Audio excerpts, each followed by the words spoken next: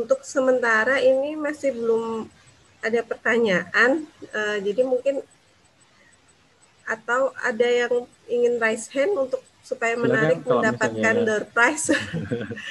mungkin terlalu berat ya ininya. Saya juga Tapi sama dulu berpikirnya ketika mengerjakan proyek ini ngapain sih nggak ada kerjaan banget ya melihat elektron berpindah gitu. Tapi ternyata ya setelah banyak mengkaji bahwa proses elektron berpindah itu memegang peranan penting dalam banyak proses kimia terutama. Jadi tadi jangan iya, sampai ada reaksi balik elektronnya jangan sampai terhenti di satu molekul. Nah itu akhirnya oh iya ternyata mengamati elektron berpindah itu kurang kerjaan tapi ya bermanfaat. tapi kalau untuk di Indonesia sendiri, riset terkait apa ya, pengkajian katalis secara mendetail ini masih memungkinkan nggak ya Pak? Masih memungkinkan. Jadi yang saya gunakan ini instrumennya juga saya build up sendiri. Jadi tidak menggunakan spektrometer biasa. Jadi saya hanya menggunakan sumber sinar lampu xenon atau LED. Kemudian kita split dengan monokromator, kita pilih supaya panjang gelombangnya tepat gitu. Kemudian ya sama prinsipnya seperti spektrometer biasa, tetapi saya build up karena tadi perpindahan elektron itu sangat cepat dan instrumen yang ada itu tidak mencukupi untuk merekamnya. Ya Nah, biasanya jadi dalam veto ya sekian second betul, ya betul. untuk perpindahan elektron. Ini udah ada pertanyaan masuk ini Pak dari Pak Ferry Muhayani. Pak Ferry atau Biasa Ibu ya itu ya? mah. Ya, ini bertanya terkait mengapa sih Bapak waktu itu memilih biologen sebagai mediator elektron gitu dalam proses elektrolisis Ya, air. baik. Ya, betul ya. Kenapa saya memilih Viologen? Jadi setelah saya banyak membaca, Viologen ini paling mudah. Jadi yang paling mudah diamati. Karena saya ingin menggunakan metode yang sederhana, yang simple, dan ya sama. Saya berpikir bahwa nanti setelah saya riset saya di sana, itu ketika pulang ke Indonesia bisa saya kerjakan kembali. Jadi saya memilih molekul yang sederhana dan stabil. Jadi kalau misalnya dilihat di slide terakhir saya menunjukkan 2 gugus hidroksi dengan menjadi gugus keton itu gugus karbonil itu senyawanya tidak stabil. Jadi dia bisa kapan saja bisa terurai. Nah, kemudian alasan yang kedua adalah Viologen ini elektron transfer mediator yang cukup terkenal. Jadi dia banyak digunakan dalam misalnya kalau misalnya ada yang pernah belajar tentang fuel cell berbasis mikroba. Nah, itu tetap biasanya ada Viologen sebagai mediatornya. Transfer elektron pada sensor yang melibatkan biomolekul DNA misalnya, kalau misalnya mau digunakan untuk sensor DNA seperti itu, ini juga memungkinkan. Jadi Viologen ini mudah disintesis, kemudian stabil, dan penanganannya juga mudah. Jadi itu kenapa saya memilih Viologen. Pak, menyambung, berarti itu interaksi antara PTCl4-nya dengan Viologennya itu dengan istilah imobilisasinya itu ya? Berarti ya. PTCl-nya diimobilisasi ke Viologen ya? Karena saya lihat Viologen itu seperti ini, material kayak polimer gitu ya? Ya, kita bisa membentuk dia menjadi polimer. Jadi kalau misalnya kan ujungnya nitrogen.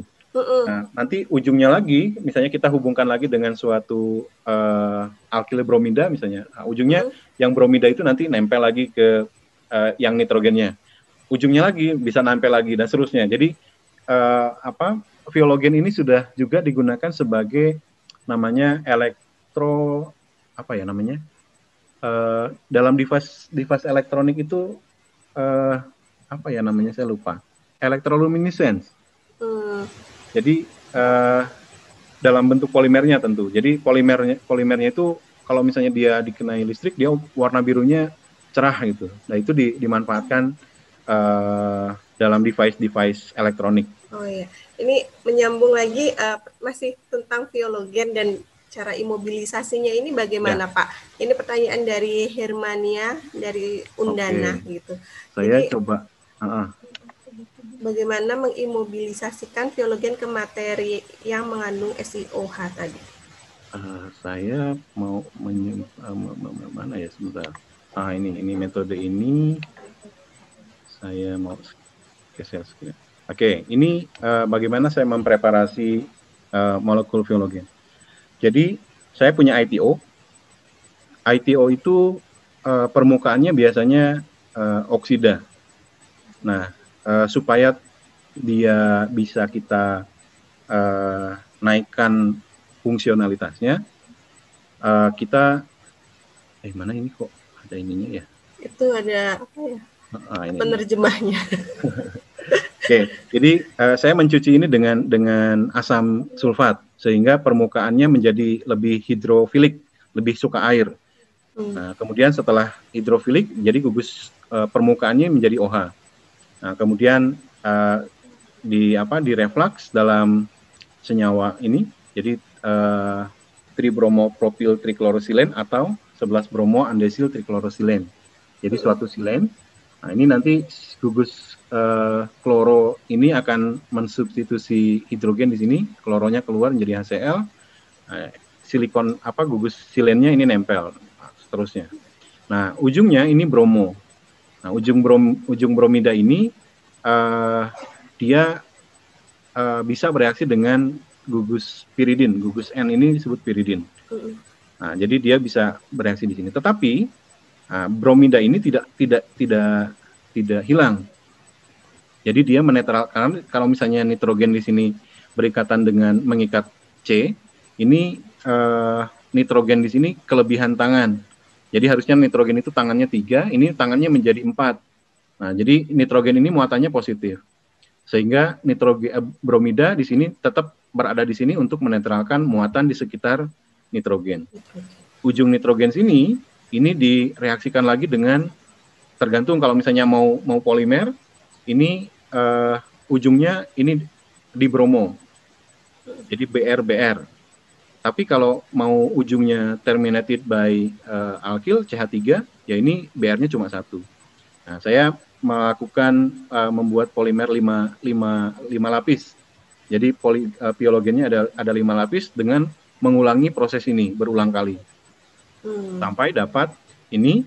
Nah, kemudian untuk menempelkan PTCl-nya ini sebetulnya menggantikan posisi BR. Jadi bromida ini, yang 2 bromida ini lepas pada saat dicelupkan ke dalam larutan PTCl4 ini. Jadi muatannya tetap netral di sini. Ya, kurang lebih itu untuk preparasinya. Ini ada pertanyaan masuk ke Pak Ahmad UPI. Untuk studi water splitting katalisis ini kemampuan instrumennya apa ya yang diperlukan? Kemampuan instrumennya ya sebetulnya banyak Pak. Kalau misalnya mau mengkajinya mau mengkaji apa dulu gitu.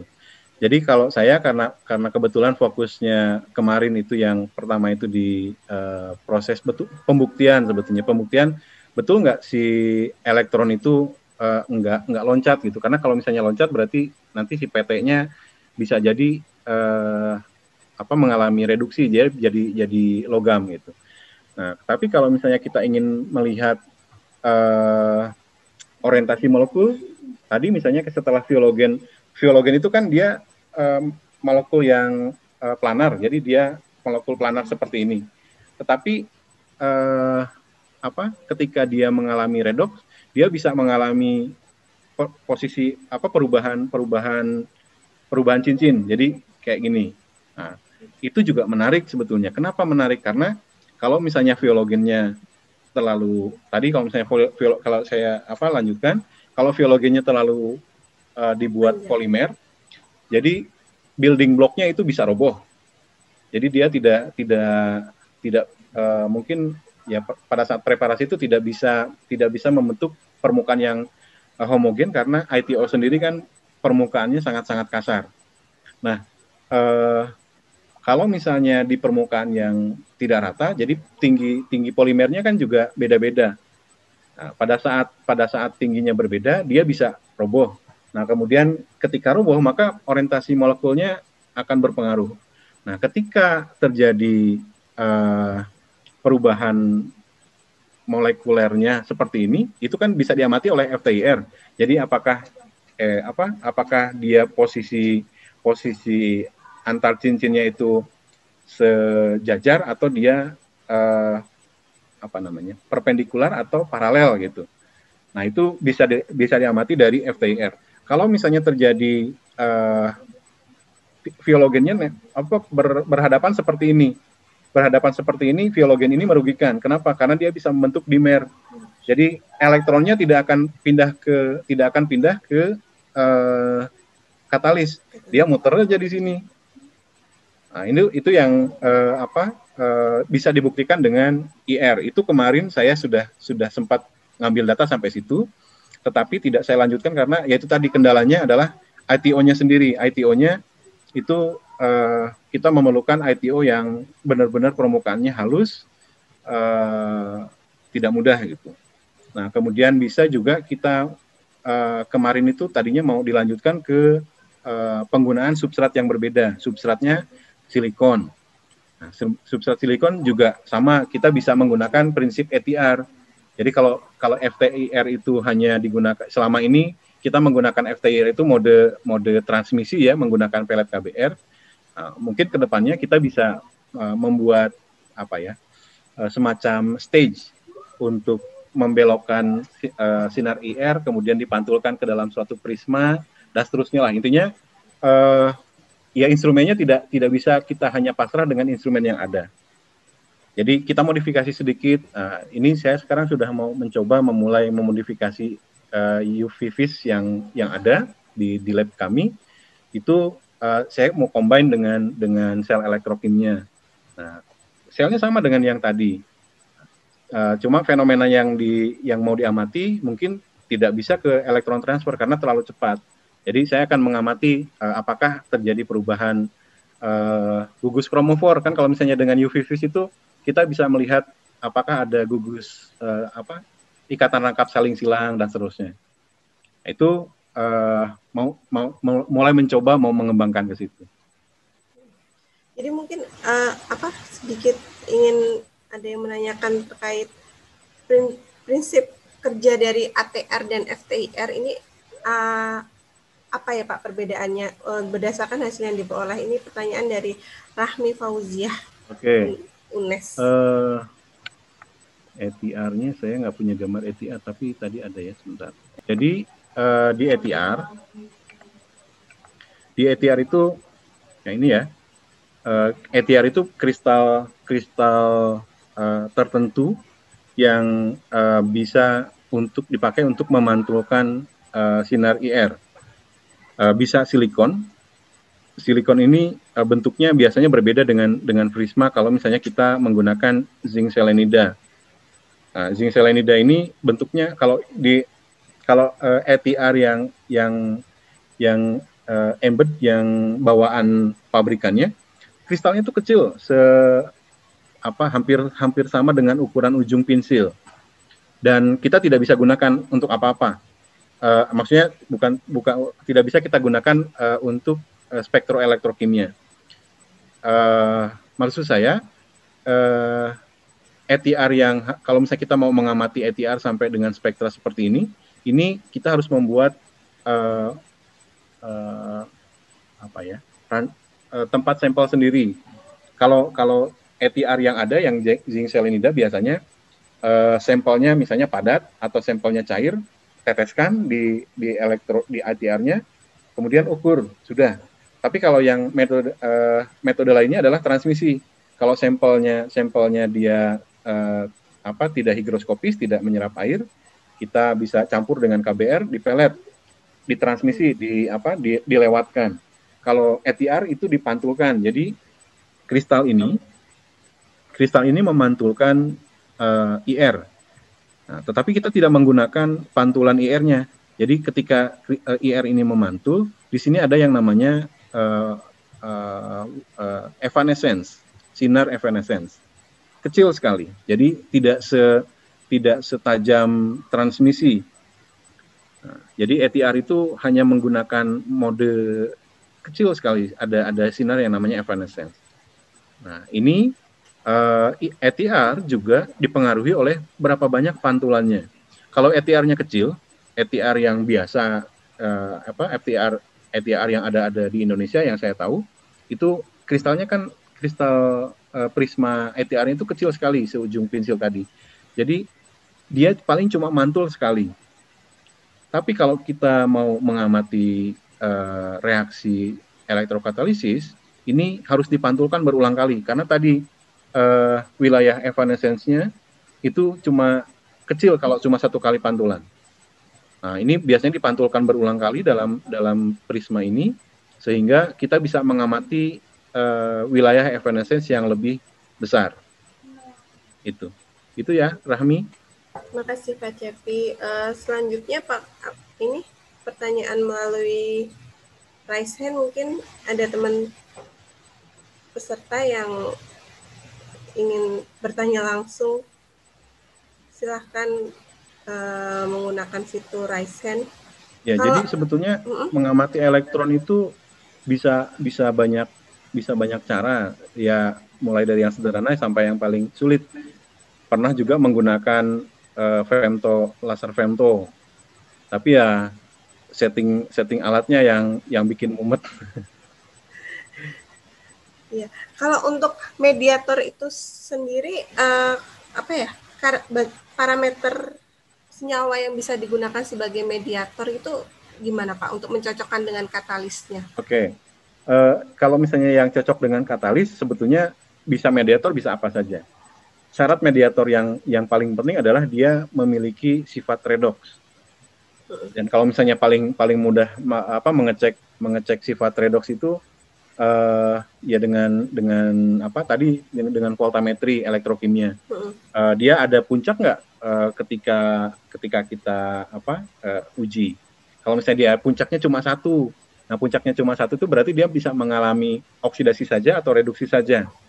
Jadi dia tidak reversible, dia tidak bolak-balik.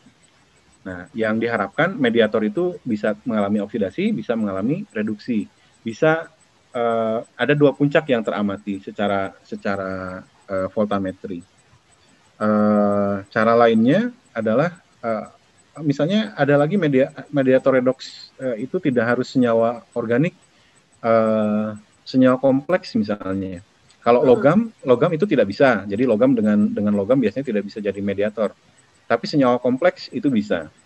Jadi senyawa kompleks yang ada logamnya, ligannya misalnya senyawa organiknya itu tidak mengalami redox. Tetapi karena ada logam, senyawa kompleks itu dia bisa mengalami oksidasi reduksi.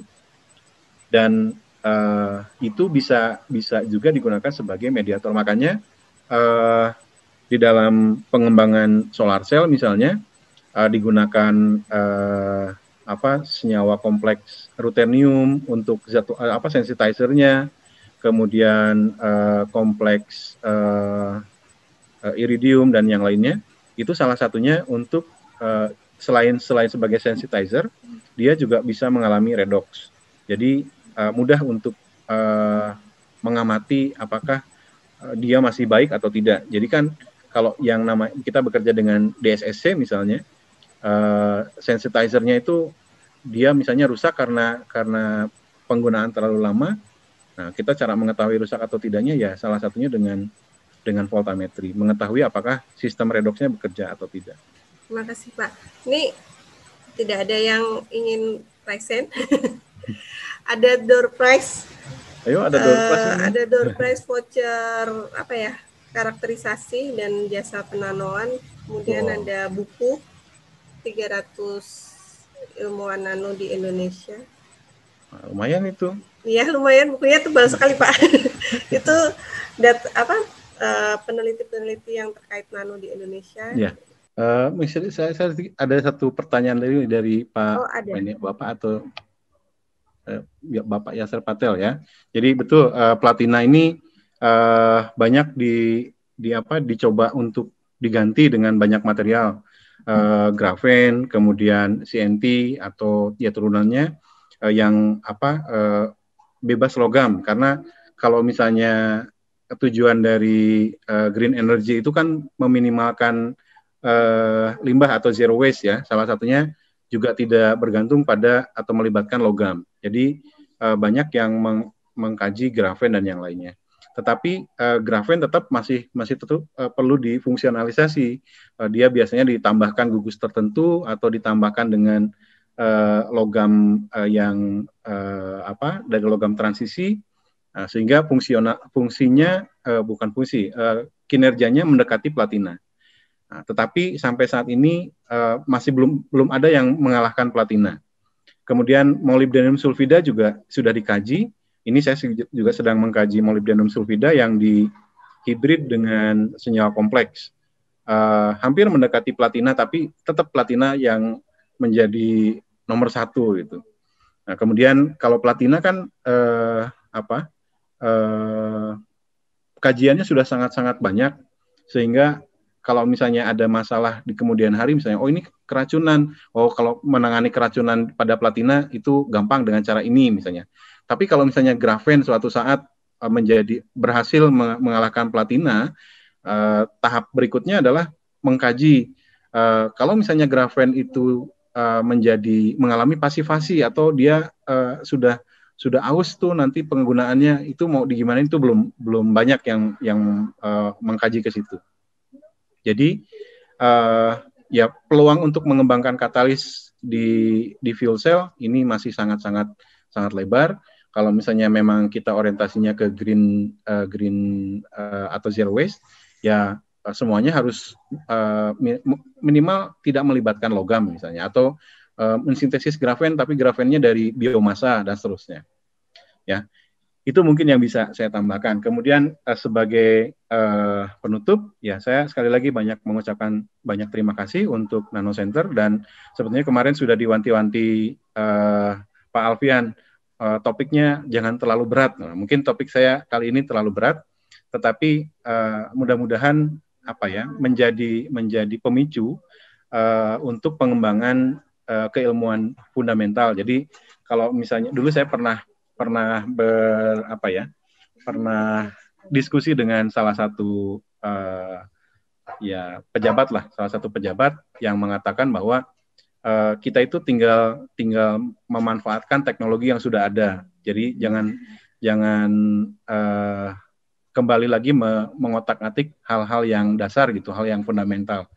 Menurut saya itu tidak benar ya. Jadi meskipun teknologi sekarang sudah banyak dari negara manapun, sekarang teknologi nanoteknologi, teknologi material dan yang lainnya itu sudah banyak kemajuannya. Tetapi untuk mengkaji hal-hal yang fundamental itu suatu hari akan menjadi pelengkap keilmuan. Kalau tadi untuk menjawab kenapa sih kalau misalnya nanti grafen ini tiba-tiba nggak bisa berfungsi nih sebagai katalisis setelah digunakan sekian ratus kali. Nah, itu kita bisa menjawabnya dari hal yang fundamental. Karena pengalaman dari yang saya amati di Indonesia, itu banyak penelitian yang orientasinya ke aplikasi, sudah berhasil aplikasi tapi hanya bertahan atau dapat diterapkannya hanya dalam jangka waktu yang tertentu, karena setelah dijalankan ternyata ada masalahnya tidak terdeteksi karena tidak punya fundamentalnya. Nah, itu mungkin pengantar dari penutup dari saya. Mari sama-sama tetap mengkaji, mengembangkan keilmuan di Indonesia, baik itu dasar, terapan maupun yang lainnya. Saya yakin suatu saat ini bisa bermanfaat apa yang sudah rintis oleh teman-teman di Nano Center misalnya, atau di institusi lain, itu tidak boleh menjadi hanya sejarah saja. Suatu saat harus bisa kita manfaatkan. Mungkin itu saja Bu Retno. Saya mohon maaf bila dalam banyak sesi ini saya kurang menyampaikan hal yang kurang berkenan. Mudah-mudahan kita bisa berinteraksi lagi di kesempatan lain.